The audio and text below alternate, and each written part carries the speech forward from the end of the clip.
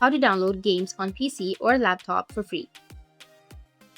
So if you want to download games on your PC or laptop for free, then what you need to do is first you just need to simply open up your Epic Games. After opening your Epic Games, you need to click on Browse, and on the right side you will have filters. You need to go with the filters and then select the free option. Here you will have all of the free games that you can go and download.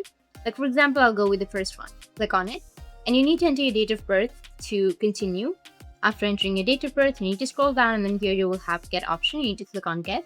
And before that, you need to make sure that you've logged into your Epic Games. To go and sign into your Epic Games, you can use PlayStation, Xbox Network, or Nintendo Switch, or you can also go with other ways such as Google, Steam, Apple, Facebook, Lego account, or Autodesk. You can go and select any one of these options, or you can also go with your email as well.